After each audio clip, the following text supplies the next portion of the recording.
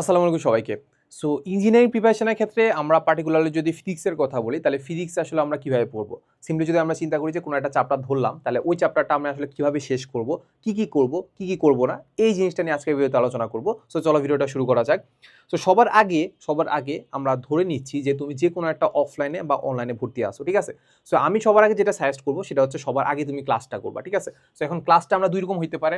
একরকম হইতে পারে তুমি অফলাইনে, আমরা ইঞ্জিনিয়ারিং এর ক্ষেত্রে দেখতে পাই যে বেশিরভাগ মানুষ আসলে আমরা অফলাইনে ক্লাস করি। এরপরে আবার এটা হইতে পারে আমাদের অনলাইন ক্লাস হইতে পারে, ঠিক আছে? এখন দুইটার ক্ষেত্রে দুইটা সিনারিও তো ডিফারেন্ট হইতে পারে। যারা অফলাইনে ক্লাস করে তারা যেটা দেখা যায় যে আমাদের ধরো যে ব্রাঞ্চগুলোতে ক্লাস নেয় বা যে ব্রাঞ্চগুলোতে ক্লাস হয় আর কি। সো ক্লাস হওয়ার পরে যেটা দেখা যায় যে এক এক জায়গায় এক এক রকম। যেমন আমরা দেখতে পাই যে কিছু জায়গায় হচ্ছে স্পেশাল ব্যাচ থাকে, যেখানে স্পেশাল ব্যাচে কাইন্ড অফ হচ্ছে 5 থেকে 6 ঘন্টা ক্লাস নেয় যে কোনো একটা চ্যাপ্টারের উপর, ঠিক আছে? আবার এমন যেটা নর্মাল ক্লাস বা নর্মাল ব্যাচ যেটা আছে, ওই নর্মাল ব্যাচে দেখা যাচ্ছে যে মানে 2 ঘন্টা বা আড়াই ঘন্টার মাঝখানে আমাদের কোনো একটা চ্যাপ্টার শেষ করে দিচ্ছে, ঠিক আছে? এখন যেখানে আসলে 4-5 ঘন্টা যেখানে পড়াচ্ছে, ওইখানে অবশ্যই বেশি পড়াচ্ছে। এখন ওইখানে ওই লেভেলের স্টুডেন্টই থাকে। আর যেখানে আসলে আমাদের কাইন্ড অফ 2 ঘন্টা বা আড়াই ঘন্টার মতো স্টুডেন্ট, 2 থেকে আড়াই ঘন্টার মধ্যে আমাদের একটা চ্যাপ্টার শেষ করে দিচ্ছে, ওইখানে কাইন্ড অফ বলা যায় যে তোমাকে একটা চ্যাপ্টারে কাইন্ড অফ হচ্ছে একটু মানে গোছায় দেওয়া হচ্ছে, ঠিক আছে? একটু সামারাইজ করে দেওয়া হচ্ছে। পুরোপুরি তোমার কিন্তু ক্লিয়ার হবে না। অবশ্যই তোমার কি পুরোপুরি ক্লিয়ার হবে না, তোমার বাসায় গিয়ে পড়তে হবে। তো যেটা হচ্ছে যে যারা অফলাইনে পড়বা তারা অবশ্যই অবশ্যই তুমি যে মেইন ক্লাসটা আছে, মেইন ক্লাসটার কি আগে একটু আসলে মেইন বইটা কিংবা কোশ্চেন ব্যাংকটা একটু দেখে যাবা। মেইন বুক প্লাস কি কোশ্চেন ব্যাংকটা দেখে যাবা। কোশ্চেন ব্যাংকটা কি দেখে যাবা, ঠিক আছে? এটা একটু দেখে যাবা যাতে আসলে বুঝতে পারবা যে না স্যার আসলে কি বোঝাচ্ছে, স্যার কি সামারি করতে চাচ্ছে, ঠিক আছে? এইটা একটু করবা, ঠিক আছে? আচ্ছা, এরপরে যারা অনলাইন ক্লাস করতেছো তাদের আসলে কোনো ঝামেলা নাই। যারা রেকর্ডিং করতেছো তাদের আরও কোনো ঝামেলা নেই যে সে যখন ইচ্ছা তখন দেখতে পাচ্ছে। সো আমি যেটা সাজেস্ট করবো যে তুমি আসলে কোশ্চেন ব্যাংক বা মেইন বুক দেখে হতাশ হওয়াচ্ছে আগে তুমি ক্লাসটা করে দেখো, যে স্যার তোমাকে বলবে যে আসলে এই জিনিসগুলো ইম্পর্টেন্ট, এই জিনিসগুলো তোমার লাগবে, এই জিনিসগুলো লাগবে না, ঠিক আছে? তো সবার আগে তুমি যেটা করবা সেটা হচ্ছে আমাদের অনলাইন ক্লাসটা করবা। তুমি আমাদের কোর্সে হইতে পারো, যে কোনো কোর্সে হইতে পারে, অনলাইন ক্লাসটা করবা, ঠিক আছে? সো অনলাইন ক্লাসে তুমি দেখবা যে কি পড়াচ্ছে, কি পড়াচ্ছে না, ওইখান থেকে সুন্দর করে একটা নোট করবা। সুন্দর করে কি করবা, নোট করবা। স্যার যা বলতেছে তা একদম হুবহু লিখে ফেলবা। যে ম্যাথ করাচ্ছে ওই ম্যাথটা তুমি করে ফেলবা, ঠিক আছে? এরপরে তুমি যেটা চলে যাবা সেটা হচ্ছে আমাদের মেইন বুকে। কোথায় চলে যাবা, মেইন বইতে, ঠিক আছে? এখন মেইন বইয়ের ব্যাপারটা আসলে অনেকে স্কিপ করে যায় ফিজিক্সের ক্ষেত্রে। অনেকে বলে যে না মেইন বই না পড়লেও হবে। অবশ্যই হবে, মেইন বই না পড়লেও হবে। বাট মেইন বই আমার জন্য আসলে মনে হয় যে এটা একদম মাস্ট। কেন মাস্ট? কারণ মেইন বইটা যখন আমি পড়বো কাইন্ড অফ হচ্ছে আমার ব্যাক অফ দ্য হেডে আমার কি বা ব্যাক অফ দ্য মাইন্ডে আমাদের চিন্তা হবে যে না আসলে আমি এই জিনিসগুলো পড়ছিলাম, এই জিনিসগুলো মোটামুটি আমার আসলে পড়া আছে।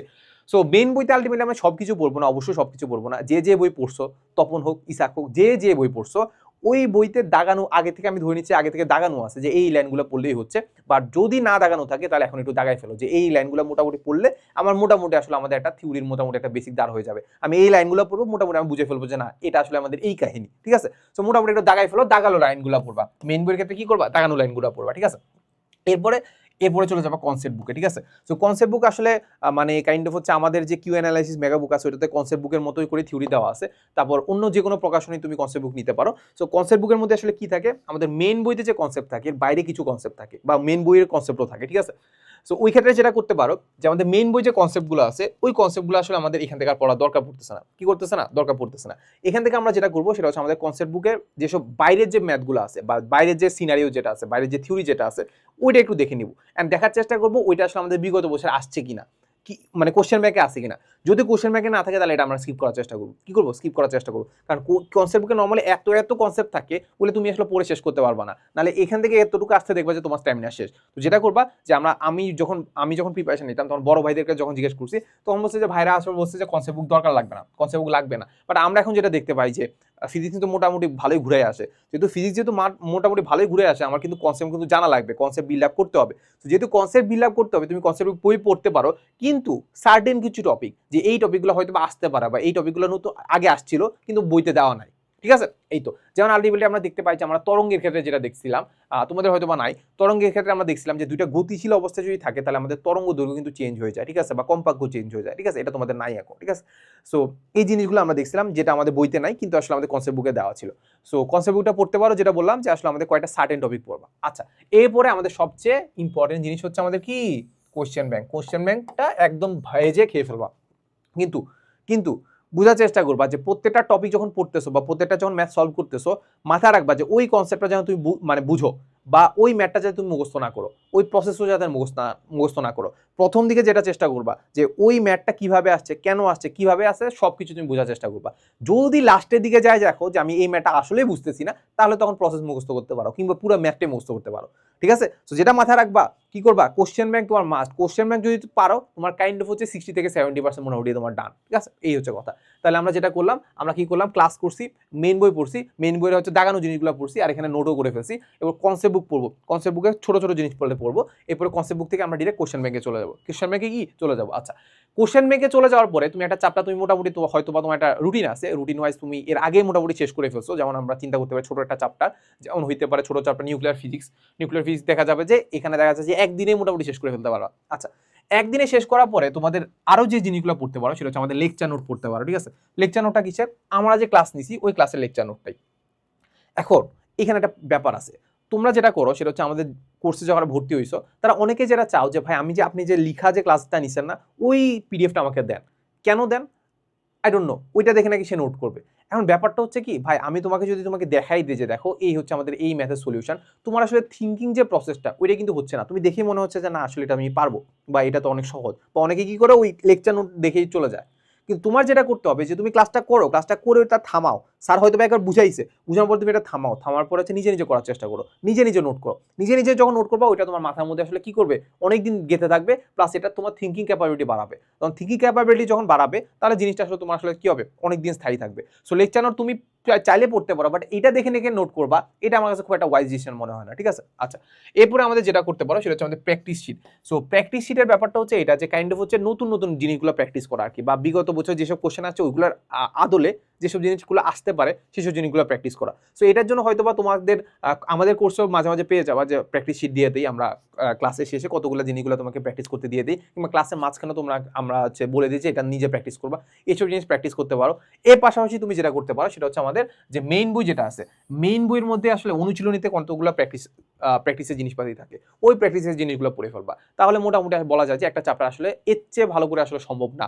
এখন মনে হইতে পারে যে ভাই আইআইটি যেই কোশ্চেন সলভ করা লাগবে কিনা, এই টাইমে এসে হওয়ার দরকার নাই। যারা করবে তারা এমনি টপার, যারা করবে না তারা আসলে কাইন্ড অফ হচ্ছে টিকবে কি টিকবে না ওইটার উপর ডিপেন্ড করতেছে। এখন আইআইটি যেই সলভ করার ক্ষেত্রে দেখবে যে তুমি টিকবা না, সত্য কথা, যে ওইটা করতে গিয়ে দেখবে যে তুমি আসলে মেইন জিনিসগুলোই পড়তেছো না। এখানে দেখতে পাচ্ছ যে একটা চ্যাপ্টারে কত কিছু এফোর্ট দিতে হচ্ছে, এর মধ্যে শুধুমাত্র ফিজিক্সের একটা চ্যাপ্টারের কথা বলতেছি, কেমিস্ট্রি আছে, ম্যাথ আছে, এতগুলো তুমি টাইম পাবা না তো। ঠিক আছে, সো এই তো, সো মোটামুটি আসলে আমাদের কাইন্ড অফ হচ্ছে আমাদের ভিডিও শেষ পর্যায়ে চলে আসছে। শেষ পর্যায়ে আমরা একটা কাইন্ড অফ একটা প্রমোশন করব।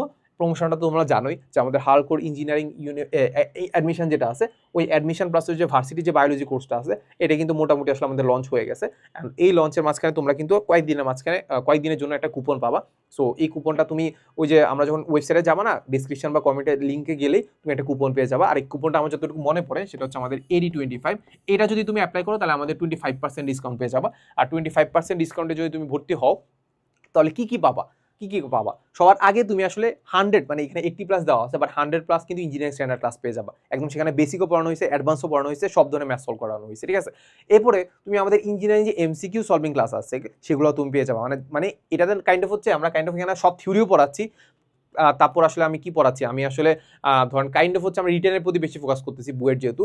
আর এখানে এমসিকিউতে জাস্ট আমি শুধু এমসিকিউটাকে তোমাকে সলভ করে দিচ্ছি, শুধুমাত্র এমসিকিউর উপর ফোকাস করে আমি ক্লাসগুলো নিচ্ছি। ঠিক আছে, এরপরে আমাদের যে তুমি যদি ভার্সিটি প্রিপারেশন নিতে চাও, এটার সাথে ভার্সিটিও ক্র্যাক করতে চাও, এর জন্য কিন্তু আমরা 10টারও বেশি কিন্তু ভার্সিটি স্ট্যান্ডার্ড বায়োলজি ক্লাসও দিয়ে দিচ্ছি। ঠিক আছে, তাহলে কাইন্ড অফ হচ্ছে তোমার ভার্সিটিও ক্র্যাক হয়ে যাবে, ইঞ্জিনিয়ারিংও ক্র্যাক হয়ে যাবে। ঠিক আছে, এই তো। এরপরে আমাদের আইওটি সলভিং ক্লাসও দিয়ে দিচ্ছি। এরপরে ম্যাটেরিয়ালস হিসেবে আমরা কিছু জিনিসপাতি দিচ্ছি, যেমন হচ্ছে আমাদের কিউএন অ্যানালাইসিস মেগাবুকের ফিজিক্স কেমিস্ট্রি ম্যাথের পিডিএফ দিয়ে দেবো। এর বাইরে তুমি এক্সামও দিতে পারবা, 100টারও বেশি এক্সাম দিতে পারবা। ঠিক আছে, সো কাইন্ড অফ বলা যায় যে এটা কাইন্ড অফ একটা পুরো একটা প্যাকেজ ইঞ্জিনিয়ারিং এর। সো তুমি আগে ডেমো ক্লাসটা দেখো, ডেমো ক্লাসটা দেখে যদি পছন্দ হয় তাহলে তুমি আজকে এনরোল করতে পারো। সো এই তো, সো দেখা হবে ক্লাসে। আসসালামু আলাইকুম সবাইকে।